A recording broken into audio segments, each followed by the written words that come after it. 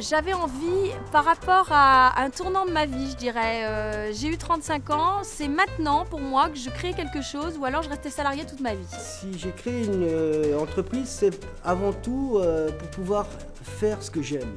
Pouvoir vivre de ma passion, c'est fantastique. C'est déjà le premier bénéfice, quoi. J'ai toujours voulu être disponible pour ma vie privée, pouvoir un petit peu jongler sur ma vie privée, sur ma vie professionnelle, pouvoir gérer moi-même. Julie, Christian, Lucinda et Pascal sont passés à l'acte. Ils ont créé leur propre entreprise. Enfin libres, maîtres de leur temps, ils sont devenus leurs propres chefs. Pas une ombre au tableau en ce début d'activité, puisqu'ils ont pensé à tout. Études de marché, prévisionnelles, publicité, achat, vente, pas une ombre, pas un doute.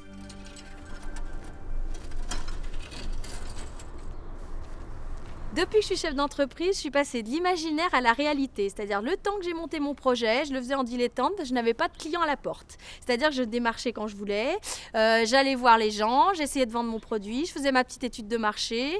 Quand j'avais besoin de me déplacer loin, je mettais le petit chez sa nourrice. Sinon, je restais à la maison à faire des papiers avec lui. J'étais pas ennuyée par le téléphone, pas ennuyée par des visites comme ça improvisées. La première année, c'est vraiment sauf qui peut, on fait comme on peut. On découvre des fois, on est devant des choses, des problèmes qu'on ne sait pas régler de but en blanc, et donc qui prennent du temps en plus, alors qu'il faut déjà beaucoup de temps. Enfin bon, c'est vraiment une période très très lourde à gérer, quoi. Au début, c'était quand même une entreprise familiale. Tout le monde a mis un peu la main à la pâte comme il pouvait. Et puis, une super nourrice qui comprenne aussi nos contraintes de travail, qui puisse nous dépanner coup par des exigences professionnelles qu'on n'a pas vraiment pu prévoir, quoi. Donc, soit la famille ou une nourrice compréhensive, des amis, c'est très important d'être bien entouré. En tant que salarié, on vient à 8h du matin et on part à midi. On n'a pas besoin de faire de commercial, pas besoin de faire d'administratif, pas besoin... Tout ça, en tant que chef d'entreprise, on est obligé de le faire. Donc. Même si je pouvais faire ce que je voulais, parce que je suis chef d'entreprise, je suis mon chef patron, c'est ce qu'on se dit, c'est vrai en montant une entreprise.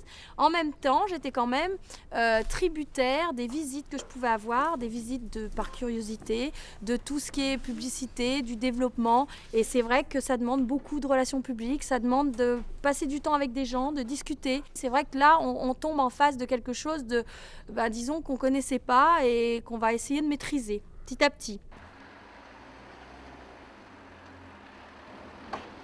La journée est loin d'être finie, puisque bien sûr, en rentrant à la maison, il faut gérer les appels téléphoniques pour les clients, donc soit les dépannages, ou éventuellement les devis, les demandes de devis, les demandes de travaux. Il va y avoir aussi la facturation de la journée, on va dire, hein, pour tout ce qui est dépannage à mettre en place. Donc il y a le transfert de données entre moi et mon épouse qui, elle va réaliser les factures au sens propre du terme sur le papier, on va dire. Et puis il y a toujours une personne à contacter, un fournisseur à contacter. Donc en général, je consacre bien 1 heure à 2 heures le soir en rentrant pour ce travail-là, quoi.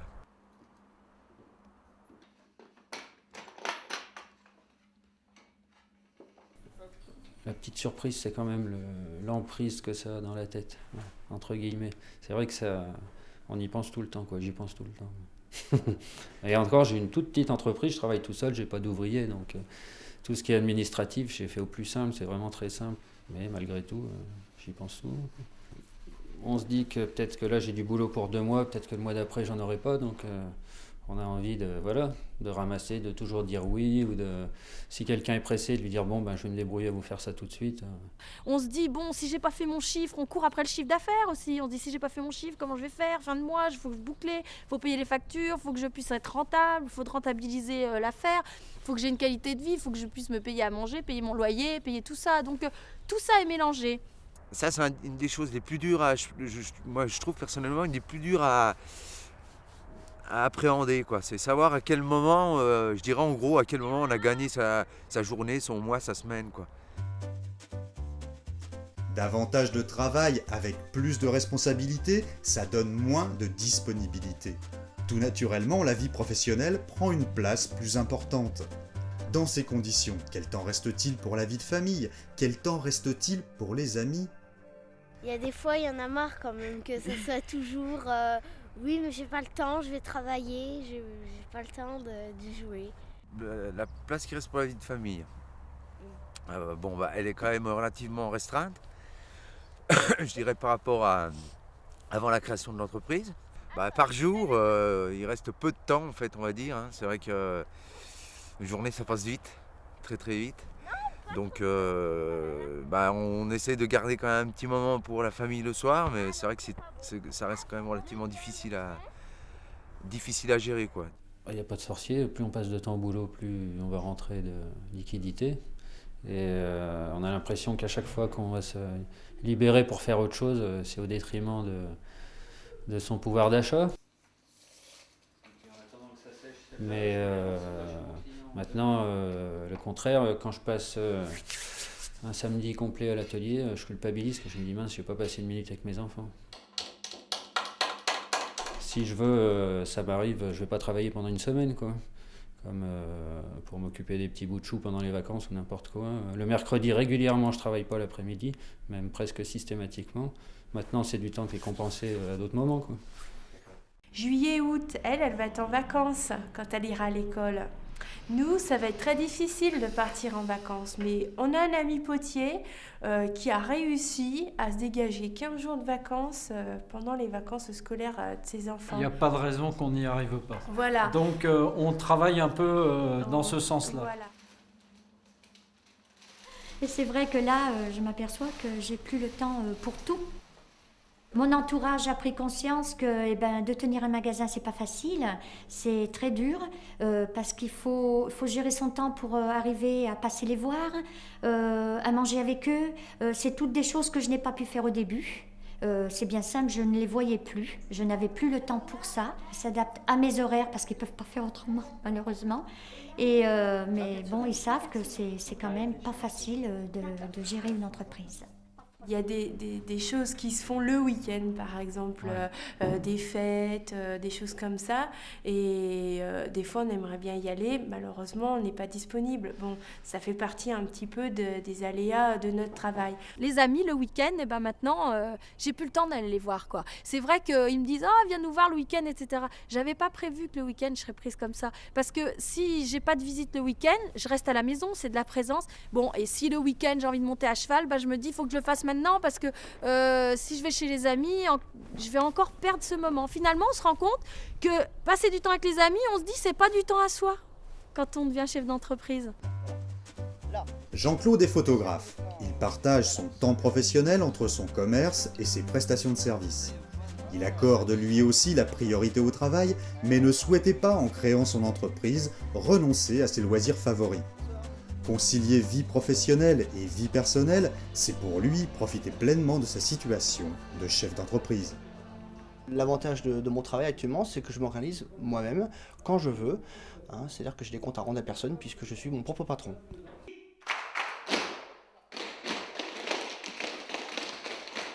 Oui, quelquefois ça coince un petit peu quand même. Quelquefois je ne peux pas non plus toujours faire ce que je veux. Ce qui est contraignant, c'est que par exemple entre midi et 2h, je dois rester au magasin pour faire ma comptabilité, si je veux sortir le soir. Ça, c'est important. Donc, je gère sur mon repas, je gère sur mon temps de break entre midi et 2h, pour pouvoir donc faire les papiers et de façon à me dire le soir, à 6h30, 7h, ouf, j'ai terminé le travail. Maintenant, je me consacre à mes activités, à mon sport ou mes passions.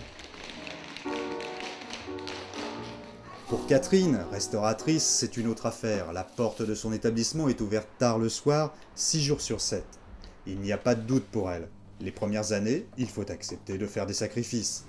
Je n'ai pas du tout de temps. Le lundi, si vous voulez, j'ai un jour de repos le lundi. Je le consacre toujours à faire des courses. Je prépare pour le lendemain mes tartes, mes pâtisseries, mes quiches. Et je vais faire mes courses personnelles, donc ma journée, et j'en profite bien sûr pour prendre mes rendez-vous personnels, dentiste, etc. Voilà. Donc la journée, elle passe très très vite.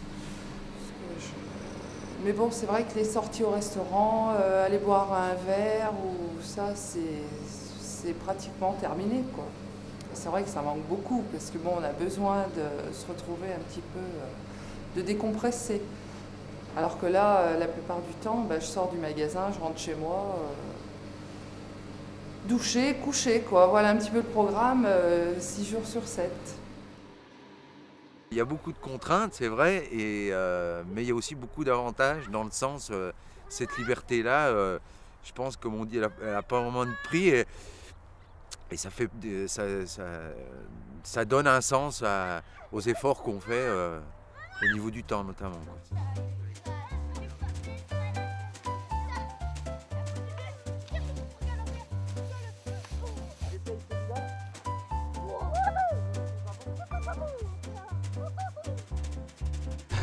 Le temps, on ne peut pas en rajouter. Une journée fait 24 heures, elle ne fera pas 25 heures. Donc, à nous de gérer le temps de telle sorte à être pas pris de court. Et même dans le cas où on est pris de court, faire en sorte, faire avec.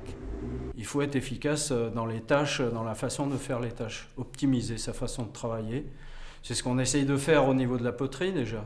Parce que c'est du temps de dégager, ne serait-ce que pour la vie de famille. Tout ça, c'est une question d'organisation. Encore une fois, je le dis, je le répète, c'est surtout le fait de s'organiser de façon à pouvoir s'occuper de soi, un petit peu moins qu'avant, c'est certain, parce que lorsqu'on est chef d'entreprise, on a moins de temps de s'occuper de soi. Si on veut conserver toujours ses occupations sportives ou artistiques. Je crois qu'il faut passer du temps dans la réflexion aussi, à essayer de se poser, se dire bon, là je fais rien, l'accepter. Et puis, qu'est-ce que je pourrais faire pour moi? Ce serait toujours un gain de temps après pour l'entreprise. Parce que c'est vrai que si on s'occupe de soi correctement, on peut s'occuper aussi de l'entreprise correctement. Quand on n'est plus au magasin, il faut s'occuper de sa vie. Et moi, j'arrivais à la maison, je pensais qu'au magasin. Je ne pensais plus à rien d'autre. Et ça, il faut savoir partager les choses. Et voilà. Les emprunts, le financier, une fois que vous avez résolu le problème, c'est fini, quoi. Après, l'entreprise démarre, ça suit, ça c'est fini. Par contre, le problème du temps, de l'emploi du temps par rapport à la famille, tout ça, c'est tous les jours, toute l'année. Et c'est jusqu'à la fin, je dirais, dans le meilleur des cas, jusqu'à votre retraite, quoi. Ça va vous suivre tout le temps, quoi. Et donc ça, il faut vraiment être prêt depuis le départ, bien se rendre compte de ce qu'on est prêt à donner pour l'entreprise, quoi. Le problème de la conciliation des temps se pose dès les premiers mois d'activité. La recherche d'un équilibre satisfaisant entre temps familial, temps personnel et temps consacré à l'entreprise peut devenir un objectif prioritaire. On peut gagner du temps si on est bien organisé, si on se fait aider, si on fait preuve d'efficacité dans son travail. On peut également gagner de la disponibilité, dans la mesure où on accorde à son entreprise l'importance qu'elle mérite. C'est bien son entreprise, mais faut penser dès le début qu'il y a autre chose avec. Il y a la vie à côté, quoi. On a plein de choses à faire à côté.